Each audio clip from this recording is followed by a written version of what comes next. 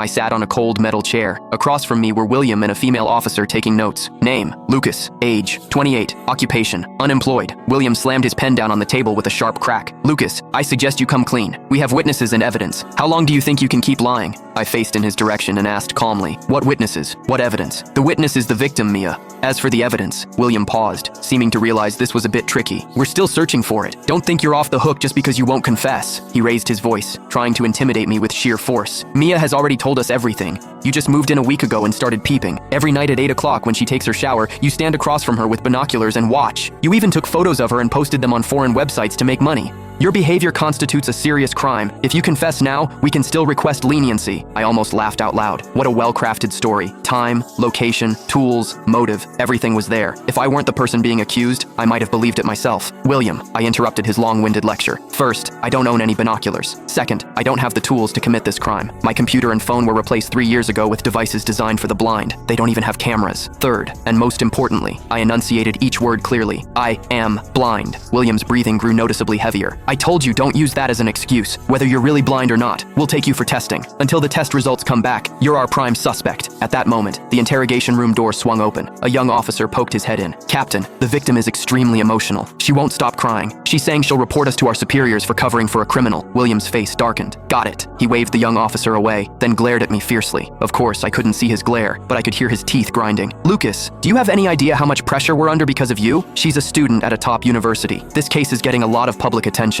If we don't handle this properly, the entire station is going to take heat for it. I understood now. To him, the truth mattered less than keeping the peace, and the easiest way to keep the peace was to get me to confess. So, to save you from getting criticized, I have to admit to something I didn't do. My tone turned cold. William seemed infuriated by my attitude. What kind of tone is that? Who do you think you are? Let me tell you something. Once you're in here, you follow our rules. You won't talk? Fine. We have ways to make you. He stood up, looming over me from above. Lock him up. Once we get the search warrant, we'll tear his place apart. I don't believe we won't find evidence. The door opened. 2 officers came in and grabbed me by the arms again. I didn't struggle. I knew that from the moment Mia reported me, I'd already fallen into a carefully designed trap. If they dared to do this, they must have prepared everything perfectly. Next, they would find so-called evidence in my apartment, and I would be nailed to the pillar of shame forever. The cold iron door slammed shut behind me with a heavy echo. I'd been locked in a temporary holding cell. The room was small, just a hard bed and a toilet. The air reeked of disinfectant mixed with despair. I felt my way to the bed and sat down, listening quietly to the sounds outside. Footsteps echoed up and down the hallway, mixed with hushed conversations. That's the peeping pervert? Looks so normal, but he's actually disgusting. I heard he's blind. Must be faking it, right? Who knows? Either way, he's finished. Of all people to mess with, he picks a college girl. These voices pierced my ears like countless tiny needles. I'd long since grown used to the darkness, but for the first time, it felt unbearably cold and cutting. About 2 hours later,